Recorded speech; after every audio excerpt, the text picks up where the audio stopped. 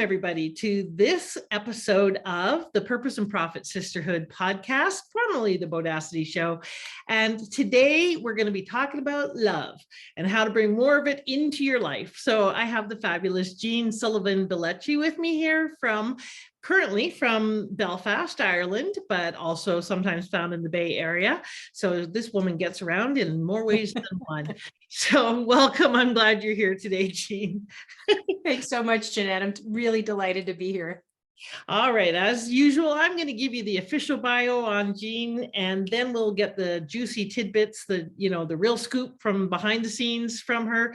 Then we're going to launch into our topic of how I attracted my soulmate overnight, 6 keys to calling in your partner. So I'm quite interested in this right now. That's part of why I'm really glad that we have you on, because I'm in that process right now. So Jeanne Sullivan Billeci, author of Be the Soulmate You Want to Attract, has entertained and inspired millions in interviews with her extraordinary midlife love story, where she turned her marketing and law of attraction skills on herself to call in her husband overnight.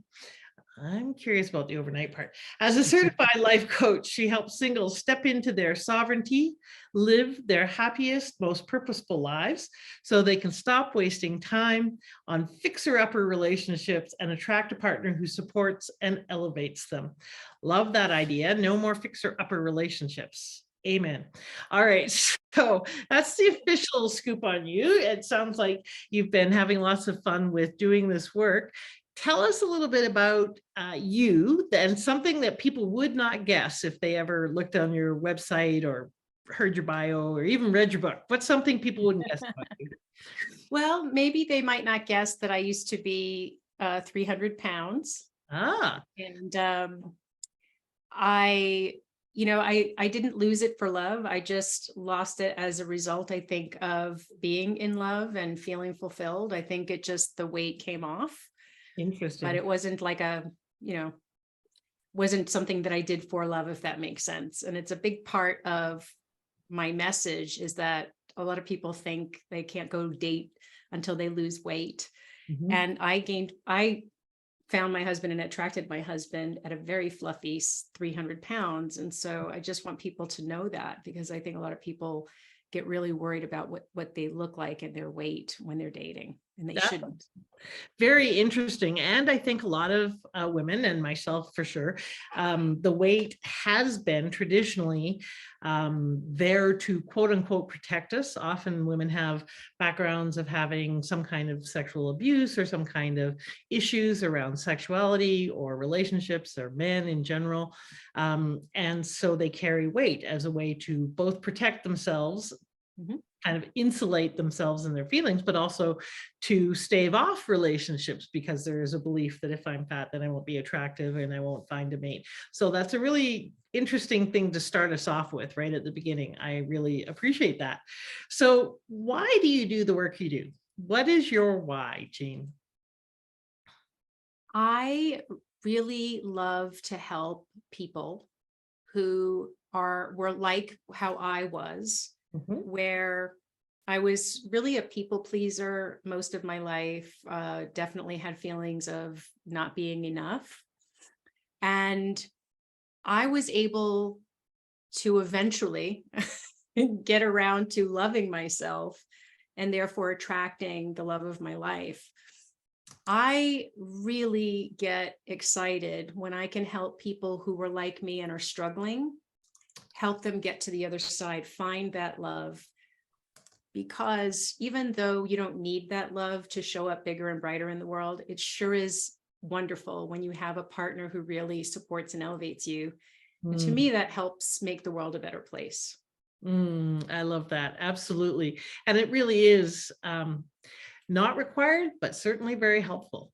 So to have people in our corner. So let's hear your story of overnight success and finding the love you want. And what was your journey? Tell us a bit about that first before we get into some of the practical tips. Sure. So with me, I had a long trail of relationships with everything from narcissists to commitment phobes.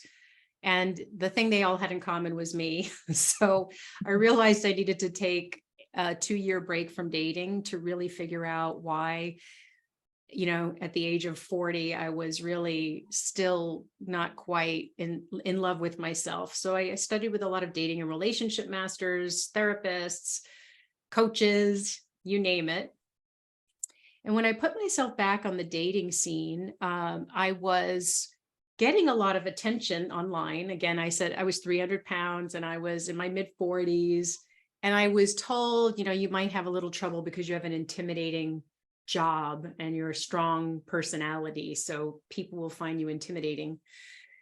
But what I found was when I put my first dating profile online, I was attracting exclusively 25-year-old men.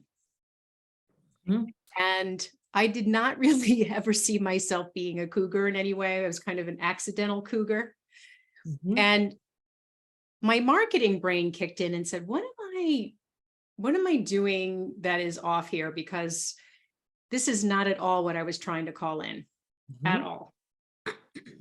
And so when I put my marketing brain on and I looked at my profile, I said, my brand is not authentic. Mhm. And so I decided the reason it wasn't authentic is that I had a lack mindset still. I was still trying to make my profile appealing to as many people as possible. Mhm. Instead of focusing on my ideal client, my ideal soulmate.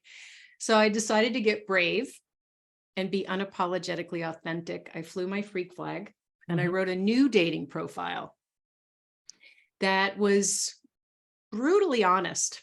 Mhm. I had in there, I really wanted to get married. I put in there, I want a guy who is comfortable being around my gay men friends, Mhm. somebody who is open to taking me to a drag show, Mhm. something I'm really passionate about, et cetera, et cetera. So I put together this profile. And when I put it online, I just felt like this sense of peace. Like I had finally done the last thing I needed to do. And I just needed to, from a law of attraction perspective, just let go of the how and the when, just trust it's coming. And I Mm. did that. I felt that shift. Woke up the next morning and not only had my future husband winked at me, but several other men my age, all similar values, similar goals, all wanting to take me to a drag show, even at my size. And none of them were necessarily looking for a woman my size, but their letters to me were amazing. Hmm. And I think it's important that I share that because I remember before this happened, I had well-meaning friends, you know, saying, you know, keep your expectations low. Sometimes you're a little picky, et Mhm. cetera, et cetera, et cetera. And they were trying to help me not be disappointed, but it just wasn't really helpful. And I just want people to know it's not because you're too fat or too thin or too old or too much. You just have to worry. For some people, you will be, but don't worry about them. They waste your time. Mhm. Focus on the few soulmates out there who really would support and elevate you. Mm. That story gives me so much hope. And I think it's me personally, and I think a lot of people who will be listening to this, because there certainly is in our society a definite prejudice. There's a lot of prejudices, but there's sizeism is a big prejudice. And a lot of people, you know, will say, and we say, at least I do in my head, and I'm assuming a lot of other women do, you can't be too picky because there's not a lot of men that are interested in women your size. They all want arm candy. They all want women who are very athletic and so forth. And I will find myself not responding to ads of guys that talk about being fit, etc. Or if I do, I certainly make sense or make a point of saying, and by the way, I'm not fit. So if that's a pre-requirement, then we're probably not a fit. But it does kind of dishearten because you think that there's not people who are interested, or if they are, then they are um, they're either in the past, what I've gotten is a lot of younger guys who want cougars and either mummies or their other aspects of what they're looking for, or they are what would I call that word? There is actually a word for it, but they want specifically fat women, and they like chubby women, and they don't want you to be any healthier or slimmer or anything like that. And that's not necessarily what I'm looking for either, right? It's beyond acceptance and more into the fetish. And so yeah, there have been lots of times where I've thought, not very many men available. So that's very cool that it literally was overnight that you got a response. And so how did you shift internally? You mentioned letting go and trusting, being willing to move into authenticity. How did you make that shift? Because that's a real leap of trust. So what was your process of getting to that point of being willing to trust and get past all those voices that say all those things I just spewed? Well, I had become conscious of how much I talked myself out of asking for more. And so I stopped doing that. And it took discipline to do that. I think when I made that last shift, it was just that aha moment of realizing, why am I so worried about all hundreds of men I'm going to turn off? Why am I so focused on that? Why don't I just focus on, there's just got to be one, just one guy out there who could just really appreciate me as I am. There has to be. And there was just talking myself into that. And also I had been studying law of attraction at that point. And a very key component of that is really visualizing and feeling the emotions and the vibration of having what you want. So for me, I really practiced that heavily. And I remember that night actually just, laying in bed and just imagining that, he was next to me, and that how good it would feel and how it was really close. And I think it wasn't easy getting to a place of trust, but over time I was able to get there. And I was always somebody who second guessed myself all the time. So I guess if anybody's listening out there who has talked themselves out of what they want, I just want them to use my story to understand you can ask the universe for more. You just have to stop talking yourself out of it. Can you say that last line again? I want people to really hear it and let it sink in. I'm trying to remember exactly how I said it. You can't, it's about not talking yourself out of it. Yeah, you absolutely can have what you want. You just have to stop talking yourself out of it. You can ask the universe for more. You just have to stop talking yourself out of it. I think that's what I said. I want you to really hear that, everyone. And I want me to hear that.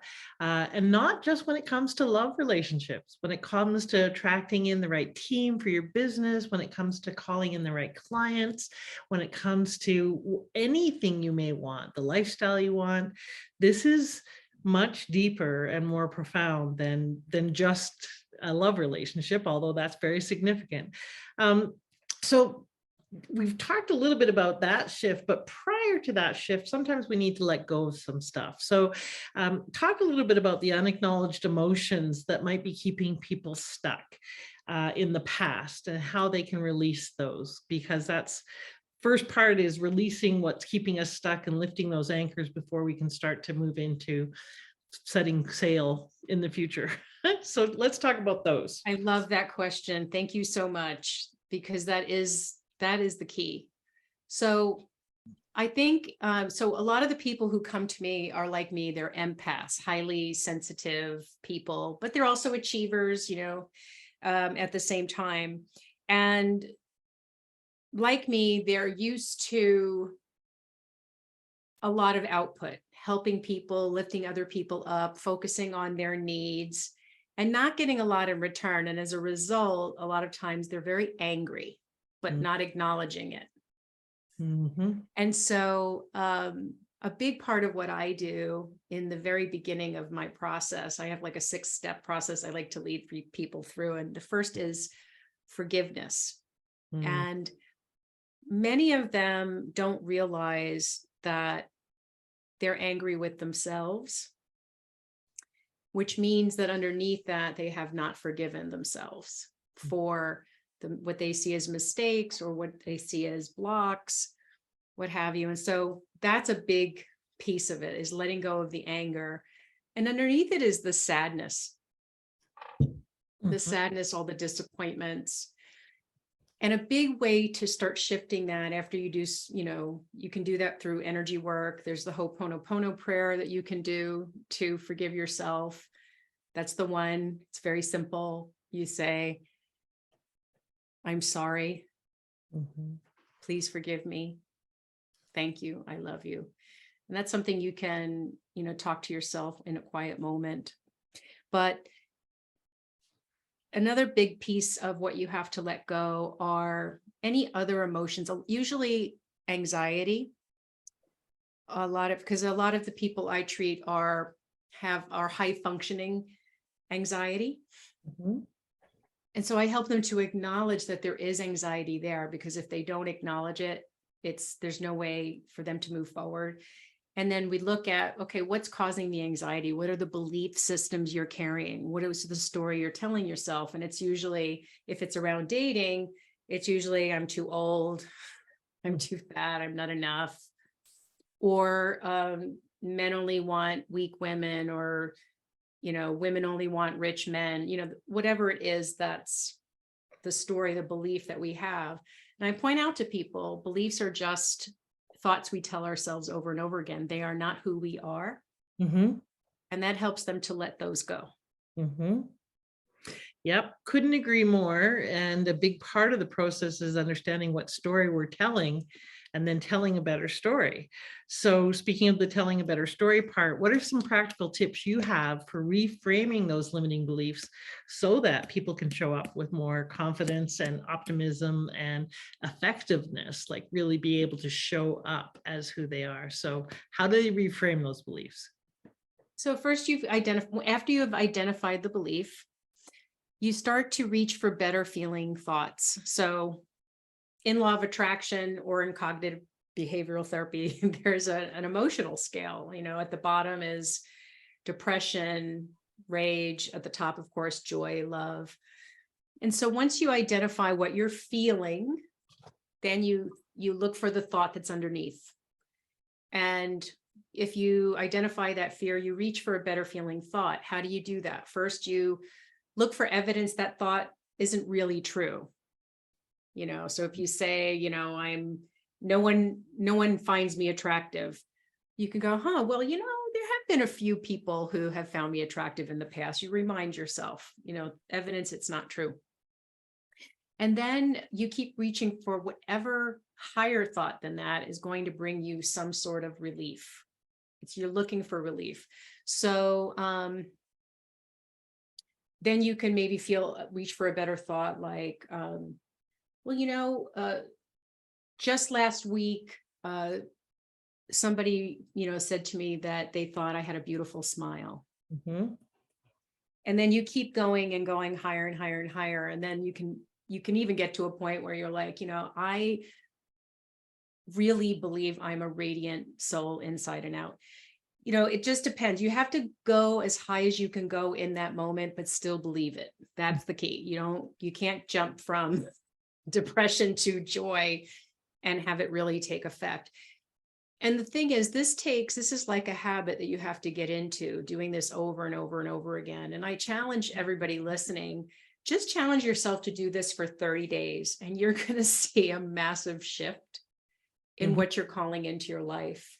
I promise that if you do this consistently, you'll start to attract more opportunities, more abundance, more friendliness from people. It's really, really amazing. Yeah, I love that. So the process I heard in there is identify the limiting belief and or thoughts, look for evidence that that is not necessarily true. What other things could be true? So identifying an alternative story. Then I love that phrase, reach for the better feeling thought. So find the story that feels the best to you, that lights you up the most and lifts you up the most. Mhm. Then look for evidence of that truth, because we do have to convince ourselves, and then repeat that, because it's a habitual, the limiting thought is a habitual thought. So we need to habituate the new thought and look for evidence of the new belief as well on a consistent basis, and do that for 30 days or more, so that it actually becomes more habituated, more ingrained, more true for us. Yes. Love that. And I think that that's a very practical process that works really well in my experience with reframing limiting beliefs, but only if it's actually practiced, only if it's actually implemented, perhaps inconsistently, but on an ongoing basis, as much and as often as possible. So how do you start shifting people into that perspective of being the heroine in their story, or the hero or heroine in their own story, so that they can attract those ideal partners? Because there can be, again, a lot of those limiting beliefs, so they attract partners that tend to make them right about those things. So how do they shift that self-perception? Oh, I love how you said that just now. Yeah, Based on your limiting beliefs, you tend to attract partners that, oh my God, that kind of right about, reinforce your belief. yeah. I love that. Thank you. Okay, so with one of the things that I have to help a lot of people see is that they're unconsciously waiting for some other person to come in. I think the people who come to me, they know that there is not a person to complete you. They don't buy into this is a person to complete me, but there is a sense of waiting for that person to support them into being happier, making those positive changes, opening that business, taking that trip. And so what I explained to them is that it's the process of waiting that is keeping your vibration lower. Mm. So make yourself happy. And it doesn't mean you have to heal everything. It doesn't mean you have to reach a euphoric state before you attract your partner. I don't mean that. I just mean it's really important to have a plan for your life, have a mission, and have a general plan of where you want your life to go, what you see your future to be, and start making steps towards that. I usually use the wheel of life, Mhm. which breaks your life into 8 categories. It'll be relationships, health, health and wellness. It will be finances. It will be, home, etc. And just go through that and just say, are there any, places in this wheel, any parts of your life that you really wish were a little better? Yep. And then we just start taking baby steps towards those.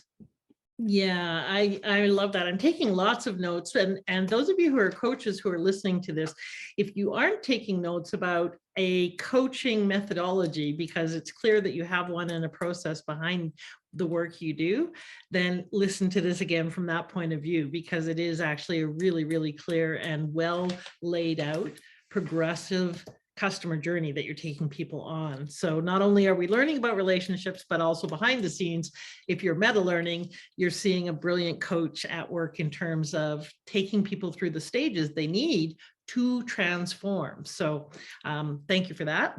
Thank you. So let's talk about, you mentioned earlier about you let your freak flag fly. Oh my goodness, that's harder than I thought it was going to be. And just really unapologetically being authentic. Mhm.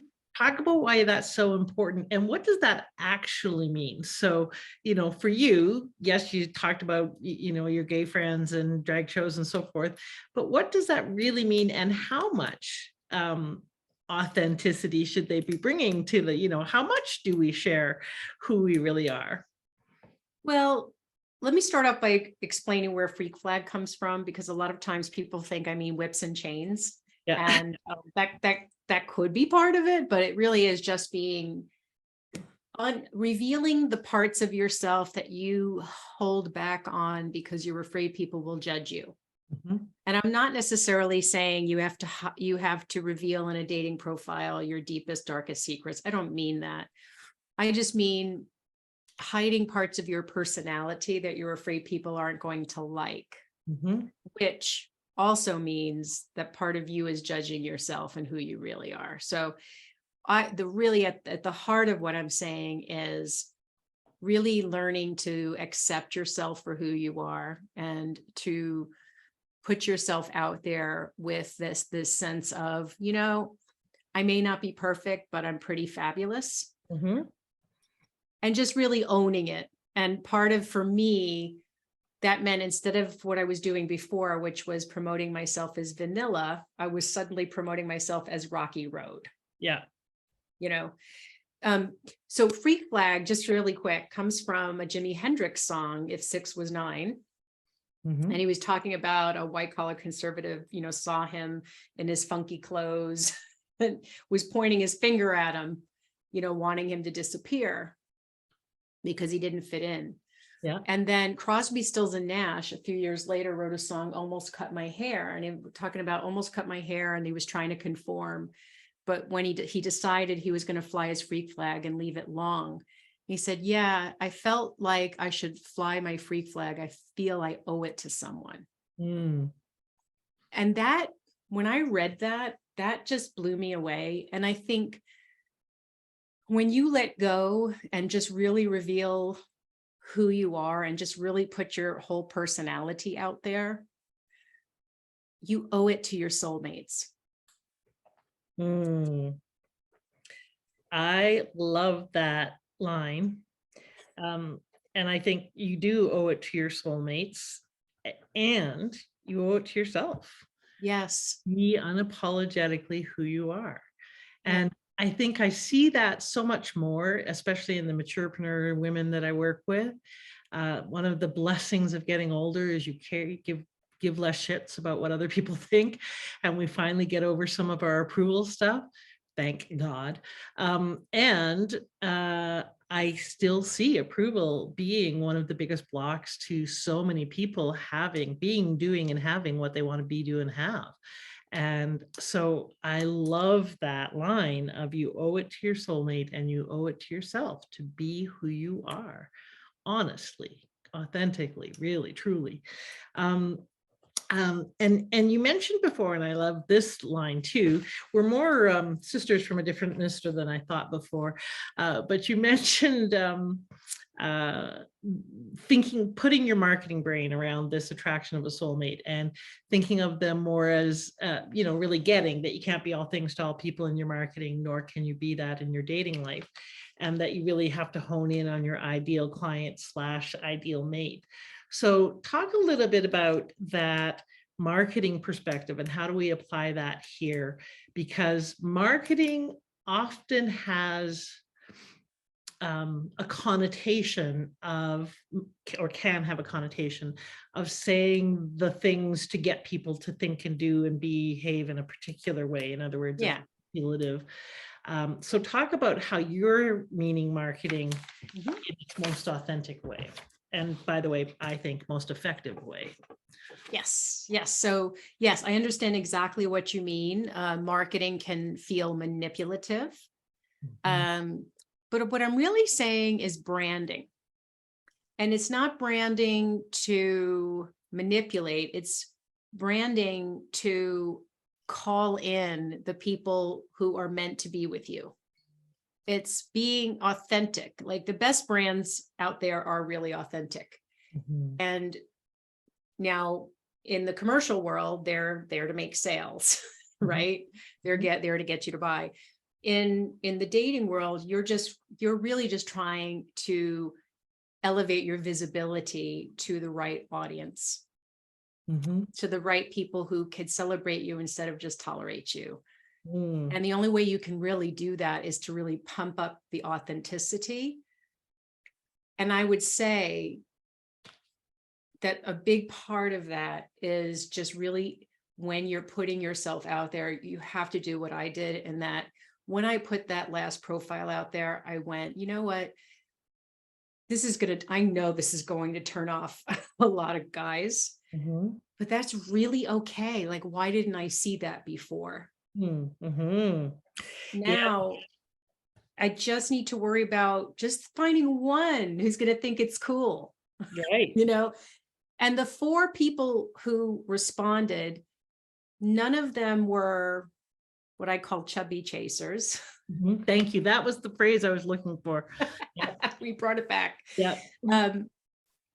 And all of them, including my husband, said, I could not believe your profile. Your profile was fantastic. It was just so, they all used the word authentic. One guy said, I had to make a pot of coffee and read that by the fire like 4 times. I was just so blown away, because most people just put like a list of adjectives. Yeah.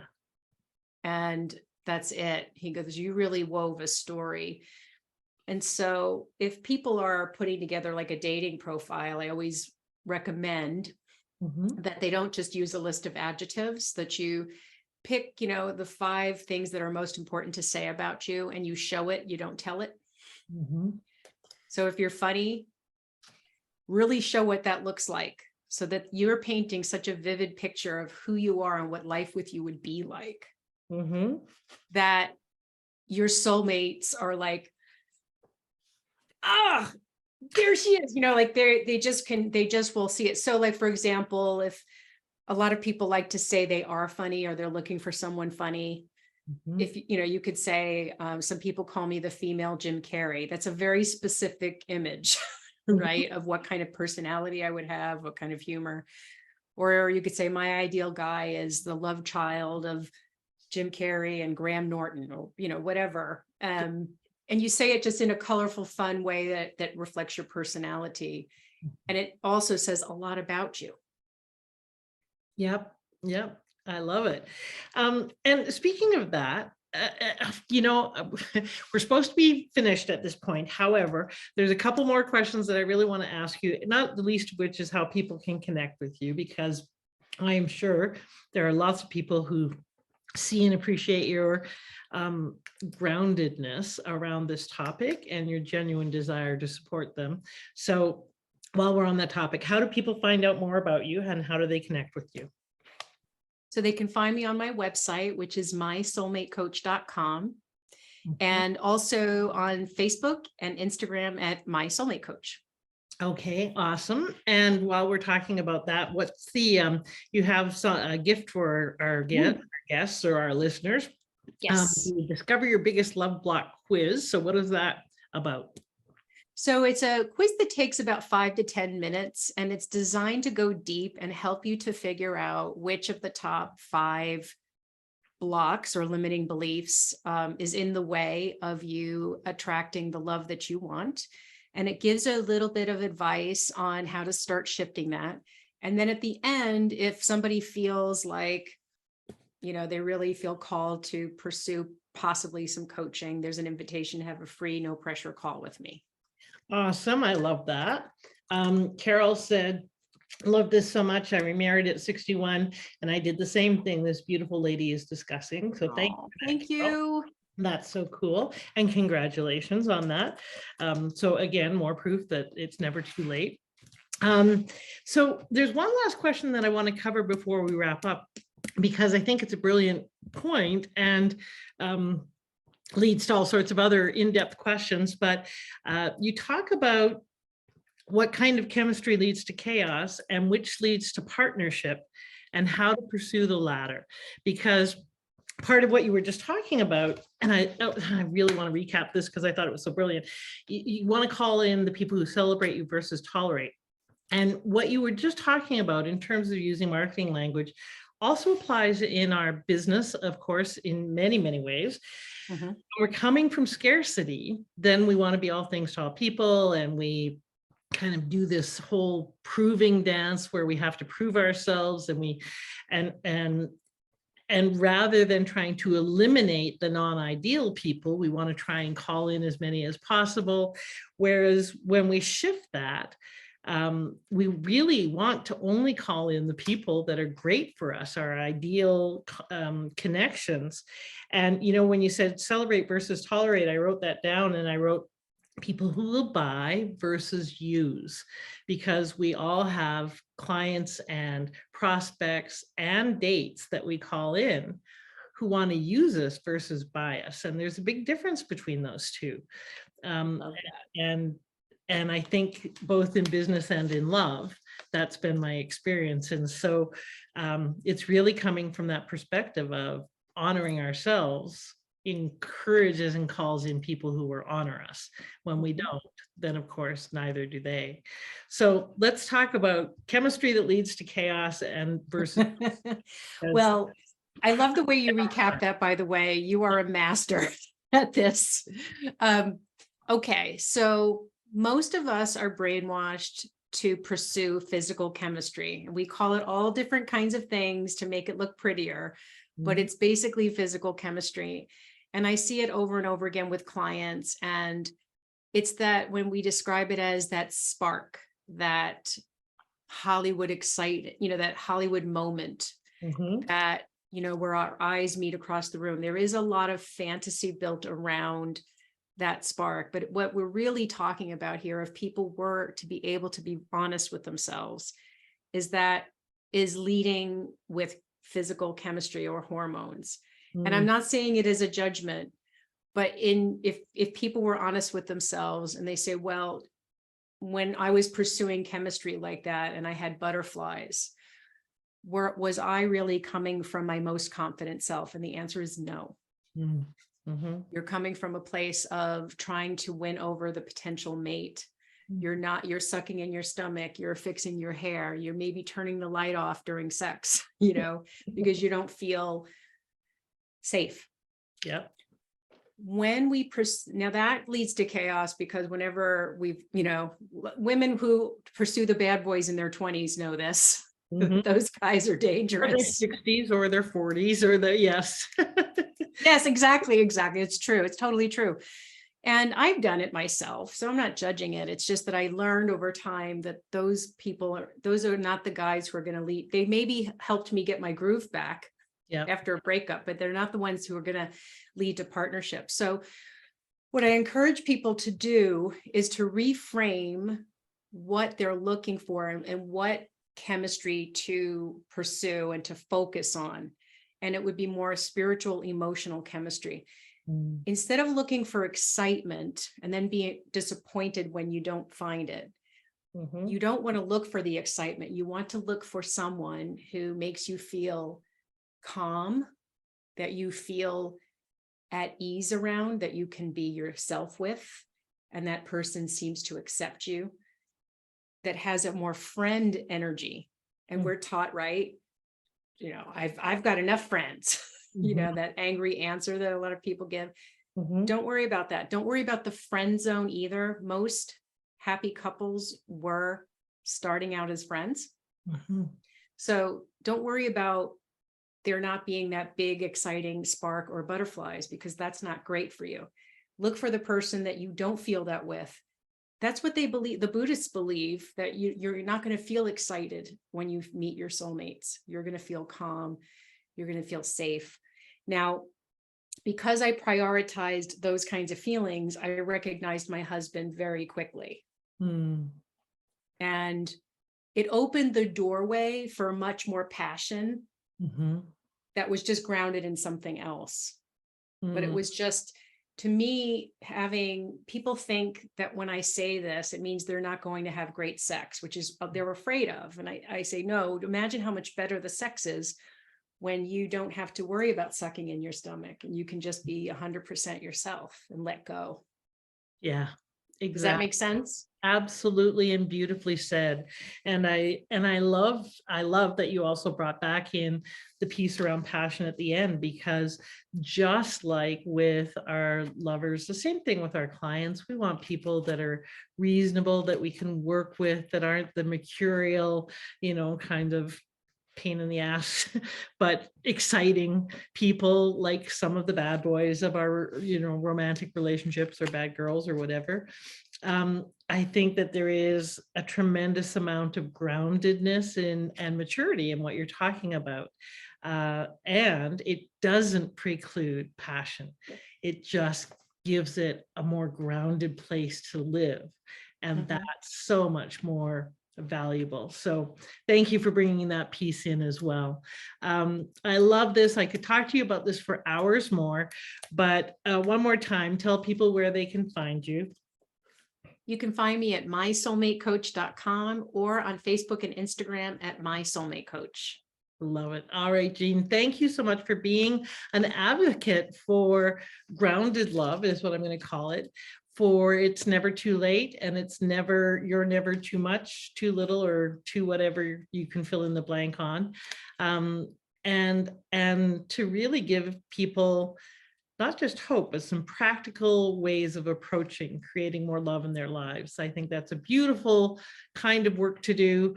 And there's a lot to be said for people who help put more love in the world. A lot of gratitude that I have in my heart for the work that you do. So what's one last piece of advice you'd like to leave everyone with? Ask the universe for more. What a great last line. I love that. All right, everybody. On that note, please go out and ask for more, and ask for more in every area. Be bodacious. If ever there was a reinforcement for the branding around this podcast and around bodacity, it is this: ask for more.